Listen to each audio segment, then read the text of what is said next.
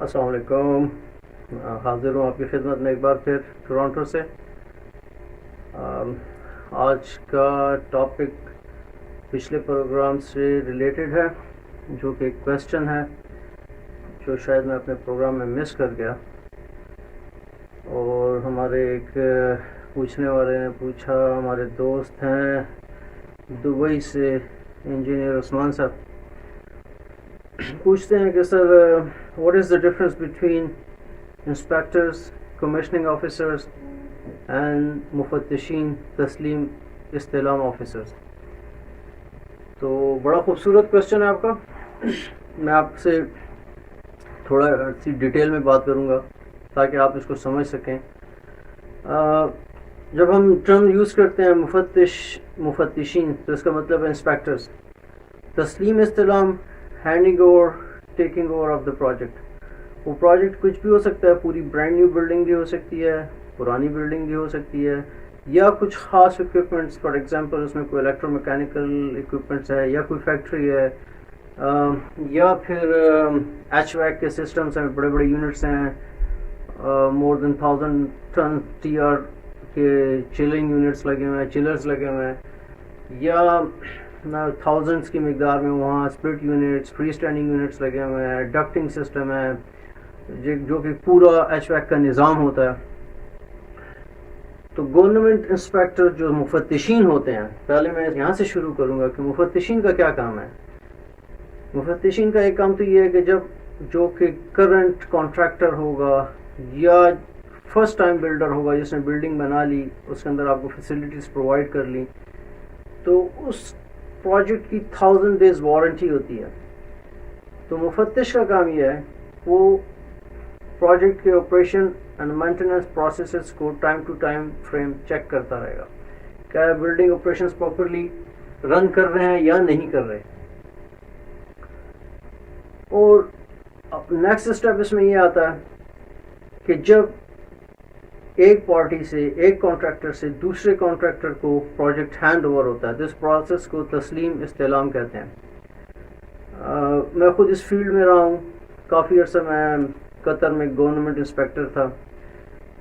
یہ ایک انتہائی سینئر پوسٹ ہوتی ہے جو کسی بھی ایگزیکٹو مینیجر سے کم نہیں ہوتی، اور اس کے اختیارات بھی اتنے ہی وسیع ہوتے ہیں اگر آپ گورنمنٹ کنسلٹنٹ ہیں. آپ نے اپنی بات کو اپنے ایکسپیرینس کے تھرو، اپنی ریسرچ کے تھرو منوانا ہوتا ہے. آپ نے چیک کرنا ہوتا ہے کہ جو آؤٹ گوئنگ کمپنی ہے وہ پراپر پورے کام کمپلیٹ کر کے ویل اینڈ گڈ کنڈیشن میں، ایکسلنٹ کنڈیشن میں ان کمنگ کمپنیز کو ہینڈ اوور کر رہی ہے. تو اس کا کام ایک جج کا بھی ہوتا ہے سینٹر میں، وہ چیک کرتا ہے کہ آیا project properly safe and sound hand over ہو جائے ان کمنگ کو، کانٹریکٹ وننگ کمپنی کو.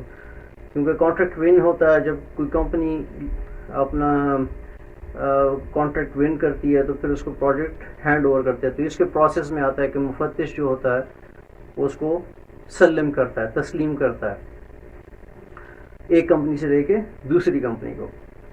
تو یہ ساری ڈیوٹیز انتہائی رسپانسبلٹی کی ہیں، اور اس آفیسر کی ڈیوٹی ہوتی ہے کہ اس نے پراپرلی ہینڈ اوور کرنا ہے.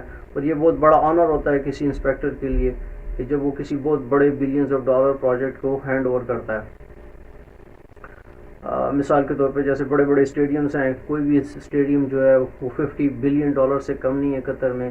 بڑے بڑے رائل ہوٹلز ہیں، رائل کلاس 7 اسٹار ہوٹلز ہیں، اسی طرح سے پیلسز ہیں. تو یہ ایک الگ ٹاپک ہے جس کی انجینئرنگ ہماری نارمل انجینئرنگ سے ٹوٹلی ڈفرینٹ ہوتی ہے. اب بات کروں گا میں انسپیکٹرز کی. تو ہر کمپنی کے اندر ایک انسپیکٹر ہوتا ہے یا کمیشننگ انجینئر ہوتا ہے، جو کہ اپنے پروجیکٹ کو جب ہینڈ اوور کرنے کا ٹائم یا ٹیک اوور کرنے کا ٹائم آتا ہے تو وہاں پہ وہ اپنا رول پلے کرتا ہے. جب آپ فار ایگزامپل آپ وننگ کمپنی ہے، کانٹریکٹ وننگ کمپنی ہے، تو آپ میک شور کریں گے کہ آپ کا project well and good condition میں، سیف اینڈ ساؤنڈ کنڈیشن میں آپ کو ملا، تاکہ فیوچر میں جو بھی ٹائم آپ اس کی مینٹیننس 3 to 5 years کریں گے آپ کے لاسز کم ہوں. اسی طرح سے آؤٹ گوئنگ کمپنی کی بھی یہی خواہش ہوتی ہے, ان کا انسپیکٹر بھی فائٹ کرے گا لائک اے لائر. آپ کو جو چیزیں وہ دے گا وہ کوشش کرے گا کہ ایسی حالت میں رہے کہ وہ اپنی کمپنی کے لیے زیادہ سے زیادہ اس ٹائم پہ سیو کرے. یہ وہ ٹائم ہوتا ہے تسلیم استلام, ہینڈنگ اوور, ٹیکنگ اوور, جہاں پہ کمپنیز کا بہت زیادہ بجٹ انوالو ہوتا ہے, جہاں پہ وہ بہت زیادہ پیسہ لگا کے گورنمنٹ کے انسپیکٹر کو کمفرٹیبل کرتے ہیں یا ان کانفیڈنس لیتے ہیں کہ ہم اپنی پوری ذمہ داری کے ساتھ ایک اچھی حالت میں آپ کو پروجیکٹ واپس کر رہے ہیں. اب بات رہ گئی گورنمنٹ انسپیکٹرز کی, تو یہ ملتی جلتی لیکن تھوڑی سی ڈفرینٹ کیٹیگری ہے. ہر ملک کے اپنے کوڈز ہوتے ہیں, ضابطے ہوتے ہیں, رولز اینڈ لاز ہوتے ہیں جو کہ کنسٹرکشن کمپنیز کو فالو کرنے پڑتے ہیں. نہ صرف کنسٹرکشن کمپنیز کو بلکہ ہر ایک شخص, یہاں تک کہ ایک شخص جو اپنا گھر بھی بنا رہا ہے تو اس کو بھی فالو کرنا پڑے گا. لیکن اس میں کئی چیزیں ایسی آتی ہیں, اگر میں سب کانٹیننٹ کی بات کروں تو پچھلے 70 سال سے تو میں نے تو کوئی ایسا رول نہیں دیکھا کہ جہاں پہ انسپیکٹر امپلیمنٹ اگر کرنا بھی چاہے تو بیچارہ نہیں کر سکتا. کئی ایسی چیزیں ہیں جو نہیں کی جا سکتی کیونکہ ہمارے بہت زیادہ لوز لوپس ہیں. تو ہم مثال کے طور پہ ہم لوگوں کے گھروں کے دروازے گھر سے باہر ہوتے ہیں, سیڑھیاں گھر سے باہر ہوتی ہیں, کار کے لیے جو آپ نے اپنی سلوپ بنائی ہوتی ہے وہ گھر سے باہر ہوتی ہے. آپ پوری اسٹریٹ کو, گلی کو, شاہراہ کو ڈسٹرب کر رہے ہوتے ہیں. کوئی بلڈنگ کوڈز کا آفیسر آ کے آپ سے نہیں پوچھتا. ہر کوئی اپنی اپنی جگہ پہ ایک اتھارٹی ہو, کہتا ہے بھائی میرا گھر ہے, تم کون ہوتے آگے پوچھنے والے. ٹریفک ڈسٹرب ہوتی ہے تو ہوتی رہے. میں ان ملکوں کی بات کر رہا ہوں جہاں ضابطے ہوتے ہیں, اور وہ ملک جو پلاننگ کرتے ہیں تو 500 سے 1000 سال سے بھی زیادہ کی ان کی پلاننگ ہوتی ہے کہ آنے والے 1000 سالوں میں اس گلی کا لیول یا اس روڈ کا یا اسٹریٹ کا لیول نہ 1 سینٹی میٹر اوپر جائے گا نہ نیچے جائے گا. جو انڈر گراؤنڈ آپ کی ڈرینیج سسٹمز بنے ہوئے ہیں وہ نہ اوپر جائیں گے نہ نیچے جائیں گے. جو وائرنگ کے سسٹمز بنے ہوئے ہیں انڈر گراؤنڈ کنڈیوٹس وہ نہ اوپر جائیں گی نہ نیچے جائیں گی. اگر ان کو کبھی ریپیئر بھی کرنا پڑے گا تو اسی جگہ پہ ریپیئر کر کے چھوڑنا پڑے گا. ہر گلی کے کالرز بنے ہوتے ہیں, ان کالرز کو اگر ریپیئر بھی کرنا ہے تو توڑ کے وہیں پہ کالر بنیں گے, اور پرانی بجری کو, سیمنٹ کو توڑ کے پھوڑ کے, اینٹوں کو نکال کے پھر وہیں پہ اس لیول کے اوپر اس کی کنسٹرکشن کی جاتی ہے. جبکہ ہمارے یہاں کیا ہوتا ہے, جب بھی کوئی نئی گورنمنٹ آتی ہے تو ایک بریک کے اوپر دوسری, دوسری کے اوپر تیسری, چوتھی, اور میں خود وٹنس ہوں. ہماری کئی ایسی گلیاں ہیں, شاہراہیں ہیں جو 2-2, 3-3 فٹ تک بڑھ چکی ہیں. لوگوں کے گھروں کے دروازے نیچے چلے گئے ہیں. اگر تو قانون ہو تو آپ گورنمنٹ کو سو کر سکتے ہیں کہ بھئی آپ نے میری پراپرٹی کی قیمت, میرے گھر کو تباہ برباد کر دیا ہے. میرا دروازہ, میرا گھر میرے زیرو لیول سے, جو گورنمنٹ کا اپرووڈ زیرو لیول ہے, اس سے بہت نیچے جا چکا ہے. ایسا کہیں بھی نہیں ہوتا سوائے ہمارے ملکوں کے.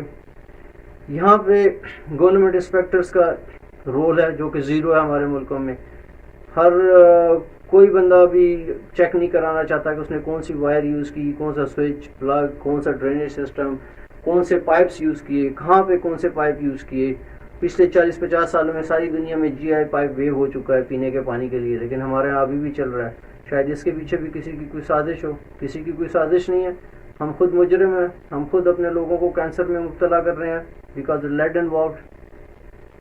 ہاں, جہاں پہ رولز ریگولیشنز ہیں میں ان کی اب بات کروں گا تو اس میں ایسا ہے کہ گورنمنٹ انسپیکٹر پہلے تو ایک ہی ہوتا تھا جو آگے سارے کام آپ کے چیک کرتا تھا, لیکن اب انسپیکٹرز جو ہیں ان میں بھی اسپیشلائزیشن آ گئی ہے.